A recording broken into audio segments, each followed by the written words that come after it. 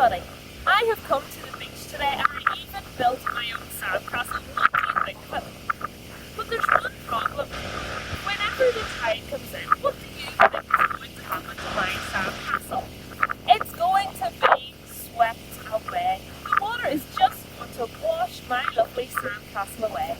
But there's something in behind me that you can see that won't be washed away when the tide comes in. These rocks have been here for a really long time, and they're going to be here for a long time. No matter how hard the wind blows, or how hard the rain falls, or how far the tide comes in.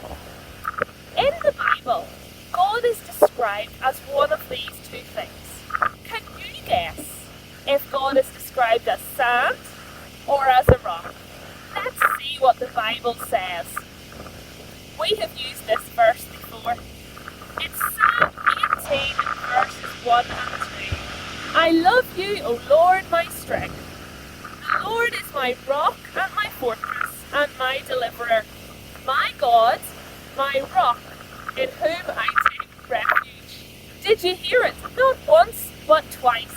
God is described as our rock. Jesus told a story about two men. One built a house on the sand, and one man built his house on the rock, and everything was great until the storm came. The wind was blowing, the waves were crashing, the rain was pouring, and the house on the rock stood firm. But the house that was built on the sand fell flat. Now there's a really good lesson for us in this story, but the tide is coming in. It looks like it's going to rain, so I'm going to go home before I tell you the rest of the story. Well, I just about got home without getting wet. In the story that we heard at the beach today, the two houses were the same. The storm was the same, but there was something important that was different. The foundations of the houses were different. One was built on the sand, one was built on the rock. And a house needs a strong foundation. But Jesus didn't tell this story to tell people how to build good houses. Jesus said that people who hear his word but do nothing about it, they're like the man who built the house on the sand. But those who hear his word and obey him, they are like the man who built the house on the rock. Jesus told the story to show us that by building our lives on God and making God number one in our lives, that is how our lives have a strong foundation. It's really important for us to remember that building the house on the rock didn't stop the storm from coming.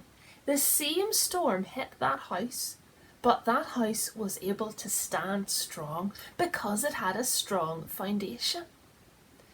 And if you have trusted in Jesus to forgive you for your sin, if you're making God number one in your life, things will happen that make you sad and make you scared. There will be hard times.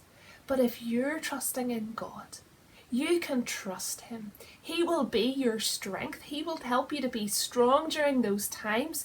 He will help you to stand strong. Whenever I think of some of the things that people build their lives on and make the most important thing in their lives, it reminds me of this game. Maybe some of you have played this game recently. Some people build their lives on having lots and lots of money. But of course, money sometimes runs out, and what happens then? So we'll take one out. Some people build their lives on always being the most clever or knowing all the answers. But what happens when someone seems a little bit more clever than you are or knows more answers than you do? Is that a wise thing to build your life on? Some people build their lives on other people, friends and family, and they're the most important people in their lives. It's wonderful that God has given us friends and family, but it's really important that they don't take God's place in our lives, because of course People can let us down, but God never changes, and He will never leave us. Oh, let's see. Oh dear. Uh-oh. There we go. Some people build their lives on always having the newest things, the newest trainers, the newest bicycle. But we know that things don't stay new for very long. So what happens then? Is that a wise thing to build our lives on and make number one in our lives? Let's see.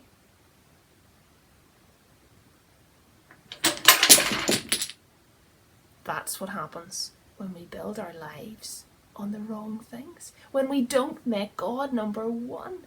Those other things are all great, but they should never take God's place.